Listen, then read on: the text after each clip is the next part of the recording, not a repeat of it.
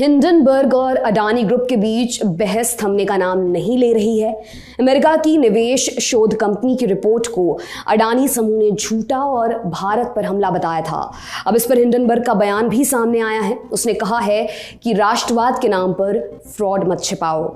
सब कुछ विस्तार से आपको बताएंगे, लेकिन उससे पहले एक जरूरी सूचना। 1 फरवरी को पेश किया जाएगा बजट और इस दिन जुड़े रहिएगा ललन टॉप के साथ खास कवरेज के लिए। अगर आपके मन में सवाल है कि FY24 के लिए सरकार का विनिवेश लक्ष्य 60,000 करोड़ रुपए या अधिक होगा, आप अपनी राय हाँ या ना में दर्ज करवा सकते हैं प्रोबो पे, जो हमारे ओपिनियन पार्टनर हैं। सूचना समाप्त, अब खबर पर वापस आते हैं। ताजा बयान में हिंडनबर्ग ने लिखा है, अडानी ग्रुप की रिपोर्ट में लिखी बातें जरूरी मुद्दों से ध्यान भटका रही हैं। राष्ट्रवादी एंगल देकर हमारी रिपोर्ट को भारत पर हमला बता दिया गया। अडानी ग्रुप ने तो भारत की सफलता को सीधे सीधे अपने अध्यक्ष गौतम अडानी की संपत्ति से जोड़ दिया।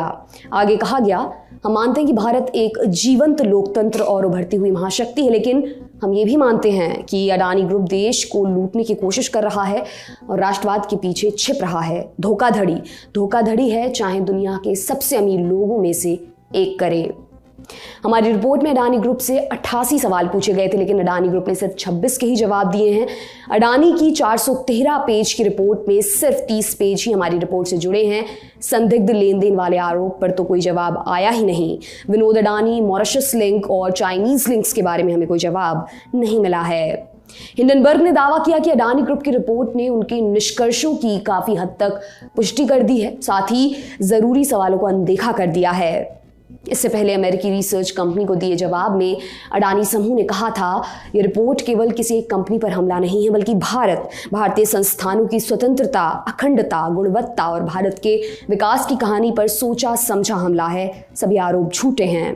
ये बेहद चिंता की बात है कि बिना किसी विश्वसनीयता या नैतिकता के हजारों मील दूर बैठे एक यूनिट के बयानों से हमारे निवेशकों पर गंभीर असर पड़ा है। रिपोर्ट ऐसे समय पर आई है जब अडानी एंटरप्राइजेस लिमिटेड भारत में इक्विटी शेयर्स का अब तक का सबसे बड़ा IPO का काम शुरू करने वाला है।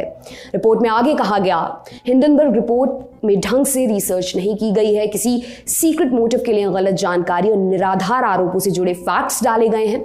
अडानी ग्रुप सभी कानूनों और नियमों का पालन करता है। विडंबना यह है कि पारदर्शिता का दावा करने वाले संगठन, इसके कर्मचारियों या इसके निवेशकों के बारे में ज्यादा कुछ नहीं पता है। यह सारा बखेड़ा हिंडनबर्ग की 24 जनवरी को जारी हुई एक रिपोर्ट से शुरू हुआ। 106 पन्नों की इस रिपोर्ट में अडानी ग्रुप पर टैक्स हेवन के अनुचित इस्तेमाल और भारी भरकम कर्ज को लेकर कई सवाल खड़े किए गए थे।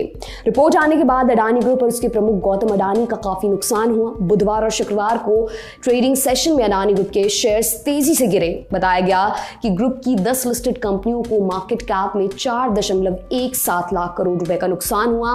गौतम अडानी को भी करीब 1.63 लाख करोड़ का नुकसान झेलना पड़ा, जो उनकी कुल संपत्ति का लगभग 5वां हिस्सा बताया गया।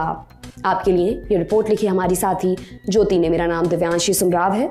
देखते रहिए दी ललन टॉप। शुक्रिया।